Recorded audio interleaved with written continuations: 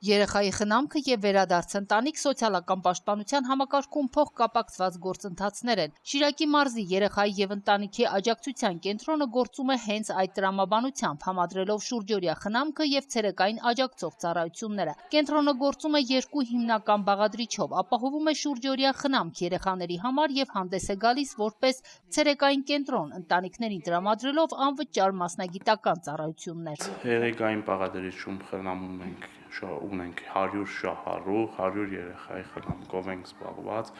ասեմ, որ սահմանափակվում է միայն տարածքի շենքային պայմաններից ելնելով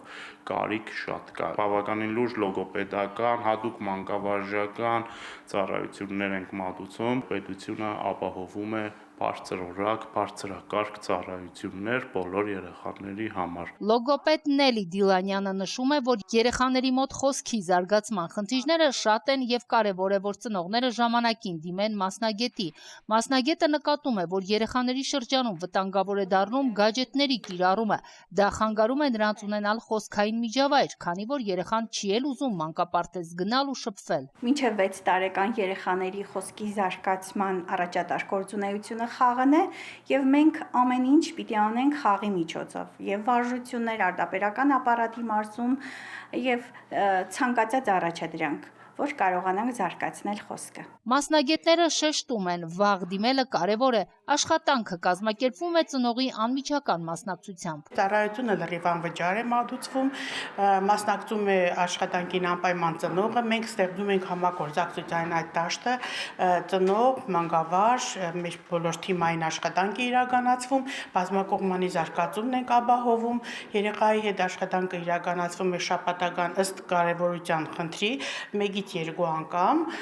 ծնողը մասնակցում է պարապմունքին, ստանում է համապատասխան հանձնարարություններ, կատարվում է աշխատանք, որը հաջորդ պարապմունքի ժամանակ ներկայացվում է եւ ավելի արդյունավետ է լինում։ Կենտրոնում գործում է նաև շուրջօրյա խնամքի բաղադրիչը, այստեղ խնամվում է 60 երեխա, սակայն մասնագետներն ընդգծում են, սա ժամանակավոր փուլ է։ Երեխան պետք է խնամվի ոչ թե հաստատություններում, երեխան պետք է խնամվի տանը։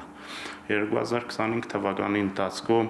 իրականացվել է 22 երեխայի վերամիավորում ընտանիքի հետ, որը շատ մեծ աշխատանք է, գովելի աշխատանք է։ Մեր ամբողջ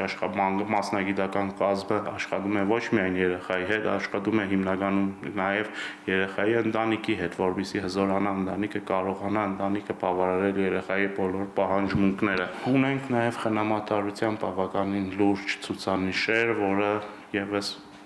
գովելի է, շատ կարևոր քայլ է։ Կենտրոնի գործունեությունը միտված է շուրջօրյա խնամքի ցուցանիշների նվազեցմանը եւ երեխաների ընտանիք վերադարձի կայուն ապահովմանը։ Այստեղ խնամքը դիտվում է որպես անցումային փուլ երեխայի լավագույն շահից ելնելով։